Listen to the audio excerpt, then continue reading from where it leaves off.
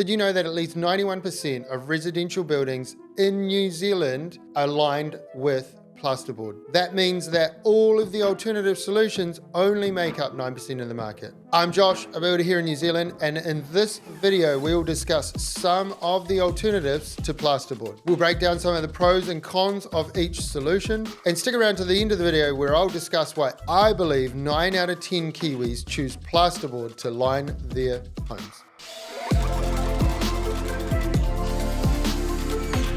Some of the other products that you can line your wall with include plywood, saveboard, fiber cement, and timber paneling. Let's start with plywood. There's some great videos out there showing you how plywood is made. They take a log and you have a large knife that turns it into lots of thin layers of wood veneer that are then sandwiched together, alternating layers. One layer on its own is really weak, but when you layer it with lots of glue, it becomes a very rigid, strong product. Plywood would be the most common alternative method to gyp, and I've personally lined several houses entirely with ply, walls and ceilings, and you can incorporate different looks and feels, and you also incorporate something called a negative detail, where you highlight where each sheet join starts and ends, as opposed to plasterboard where you would cover over all the joins. It can handle dings and knocks way better than plasterboard, makes it ideal for a location like a garage. It is also aesthetically appealing. You cannot beat the look of the timber grain, the natural warm feeling, and you can then manipulate the look with different levels of stains and varnishes to tie it in with other elements of your house. One of the last pros of plywood is that it is moisture resistant. Timber on its own is not moisture resistant, but when you sandwich it together with layers and layers of glue, it does become a lot more moisture resistant, and you can also pump H3 treatment into it, which would make it suitable for damp areas where you need it to be moisture resistant and impact resistant. Some of the cons of plywood is that it costs at least double, if not triple or quadruple, what gyp plasterboard does, depending on the product you pick and the level of finish you're going for. There's a huge range from CD all the way through to, I think it's called S grade. We'll put a little table here of the basic plywood grades in New Zealand. While it has some fire resistance initially, overall it has less fire resistance than products like fire-rated gyp. Moving on to saveboard. This studio here is lined with saveboard, and we went up to the factory and checked it out being made. It's a great new innovative product where they're taking milk cartons, Tetra Pak milk cartons, and they're ripping them into tiny little fibers, and then they're sandwiching them together and then spits out some sheets. And then we've lined it on the wall. So this wall here behind us is called the Meadow Fresh wall. Take a guess why.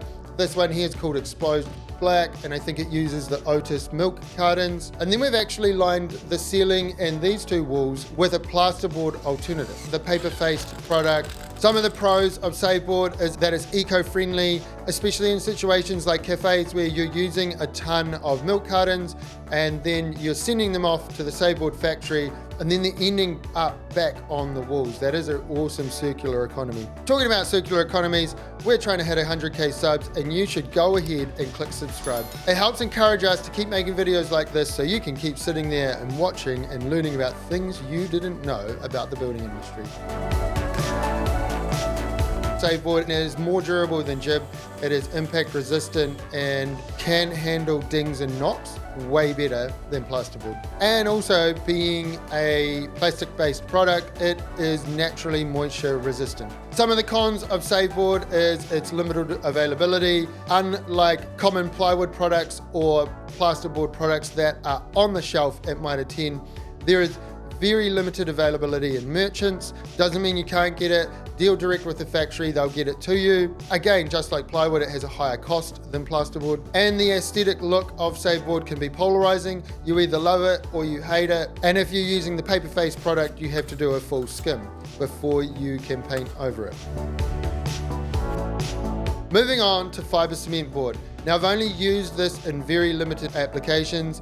So I've personally used the Villa board, which is a substrate that you put an alternative product above, such as tiles, and the hardy grooved lining board, the finished face product that is an alternative to a timber paneling look. The Villa board I've used in wet areas where you need to have a super strong, super rigid corner. And I've used the hardy groove lining for feature walls in the media room upstairs and the little studio I built downstairs. And occasionally it's been used in renovation situations where you're matching like for like. Fiber cement boards are made from a mix of cement, sand, and reinforcing fibers. It's all mixed up and then it's sandwiched together to make these very strong, durable sheets that usually have a very smooth paint finish face. It's commonly used in kitchens, bathrooms, and laundries. Some of the pros of fiber cement is just like the other ones compared to plasterboard, it is stronger, more durable, moisture resistant, and has a really high fire resistance rating. Some of the cons is that it is definitely a more laborsome install, and including controlling dust. Fiber cement is more of a hassle to install. It costs more than plasterboard. And again, the surface finish, like I said before, usually it has a smooth paint finish face, but this can vary a lot. Sometimes fiber cement can almost have a little bit of an orange peel look to it. If you're doing the groove lining product, you are relying a lot on that finish face to be mint. Moving on to the last alternative, timber paneling. This is where you get strips of timber at various widths, for example, 100 mil strips of a finished face. Normally they would be about 10 mils thick, and you'd run them usually vertically, and they'd have a tongue and groove system where one tucks into the other. And this is probably top of the line architectural look. You probably wouldn't do your entire house in timber paneling. You would probably do feature walls in timber paneling. There's several companies popping up now with sheet alternatives to timber paneling. And there's actually some real cool products where you have a layer of acoustic board with timber paneling over the face of it, and you can install that in 600 mil wide sheets, which gives you sound resistance and that timber look and feel. Timber paneling has been used for centuries. It was probably the first OG interior lining. Actually, probably mud was the first OG interior lining. After we graduated from mud, we moved to timber. We would have did various versions of timber paneling, but because of the prevalence of plasterboard, now it is only really used in high-end applications. There's some real cool fit outs I've seen where they have recycled old timber, for example, old sarking, put it on the walls. That can be a real rustic look.